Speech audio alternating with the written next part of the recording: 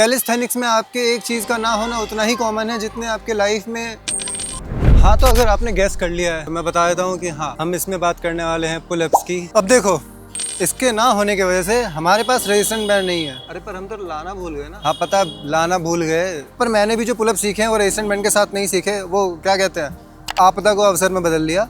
Same आपके साथ भी यही होने वाला है। आज हम आपदा को अवसर में बदलेंगे। पर आपको जो सबसे पहले चाहिए वो है पुलअप बार। छोटा हो तो ज़्यादा अच्छा है, क्योंकि आपको पुलअप्स आते नहीं है तो बड़े की वैसे भी कोई ज़रूरत नहीं है। स्टार्टिंग में छोटा इसलिए ताकि आपको हेल्प मिल सके लेग से, जैसे इसमें मेरे को मिल रही है।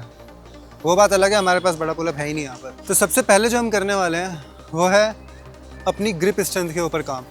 सिंपली ओवर द बार एक होल्ड करना है, लेग्स आपके ज़मीन पे ही रहेंगे एंड बस लेग्स का थोड़ा सा सपोर्ट रहेगा एंड होल्ड करना है। इससे आपकी ग्रिप स्ट्रेंथ बहुत अच्छे से इम्प्रूव हो जाएगी। एंड आपको ध्यान रखना है कि आपके पास अगर स्टार्टिंग में चॉक पाउडर है तो बहुत अच्छी बात है। अब देखो, अगर आपके पास बहुत सारे अलग अलग बार हैं, बहुत सारे इक्विपमेंट है तो अलग बात है, बट अगर एक ही बार है, जो कि मेरे साथ हुआ करता था, तो आपको ये डेड हैंग ही करना है, लेग असिस्टेड, जिसमें आपको एक अच्छा सपोर्ट मिलेगा लेग के थ्रू ग्रिप बनाने के लिए। अब सेकेंड स्टेप में अगर आपसे एक अच्छा खासा होल्ड हो जाता है, तो नहीं भी होता है तो लेग असिस्टेड स्कैपुला श्रग्स करने हैं।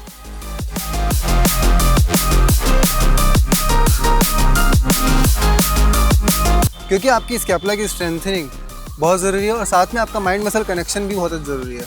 एंड अब अगर आप दोनों ही चीज़ें अच्छे से क्लियर कर लेते हो तो जो थर्ड चीज़ है वो आपका ध्यान रखनी है, नी रेजेस।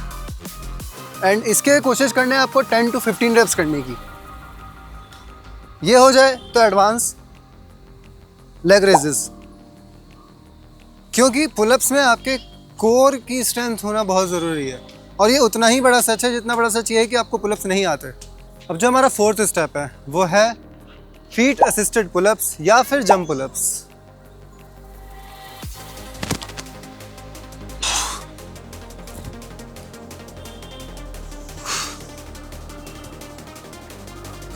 इससे आपको पुलअप्स के फंडामेंटल्स क्लियर होंगे, आपकी बॉडी को समझ में आने वाला है कि कैसे आपको अपने आप को पुल करना है एंड कैसे एक स्ट्रेंथ को डिस्ट्रीब्यूट करना है बॉडी में। जो फिफ्थ स्टेप है हमारा वो है पुलअप नेगेटिव्स। जंप ले के ऊपर जाना है एंड स्लोली नीचे। जनरली पुलअप्स में आपको अपने चिन पुलअप बार के ऊपर ले जाना होता है, बट यहाँ पे हम कोशिश करेंगे चेस्ट टच करने की। क्यों? जितना ऊपर जाओगे उतना बेटर है। जंप नेगेटिव्स, धीरे, स्लो।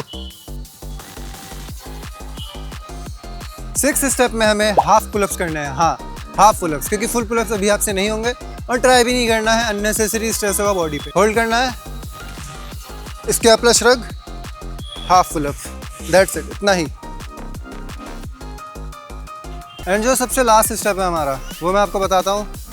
अगर आपके पास रेजिस्टेंट बैंड है तो उसका यूज़ कर लेना, बहुत हेल्प करेगा आपकी। एंड अब हमें करना है डायरेक्ट पुलअप, जो कि आपसे एटलीस्ट एक तो हो ही जाना चाहिए। अब अगर आपने सारे प्रोग्रेशंस को अच्छे से फॉलो किया होगा तो hang, scapula shrug, core engage and पुल।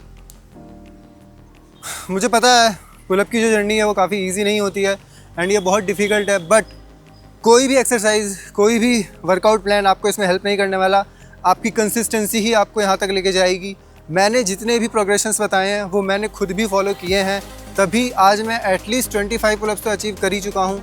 और आपको भी अगर ऐसे ही अचीव करना है तो आपको कंसिस्टेंट रहना पड़ेगा अपने पुलअप प्रोग्रेशन के साथ। एंड रेजिस्टेंट बैंड अपने वर्कआउट में आप ऐड करिए, वो आपकी बहुत हेल्प करेगा एक अच्छे पुलअप को अचीव करने के लिए। मैं आपको मिलता हूँ नेक्स्ट वीडियो में। Thank you so much for watching.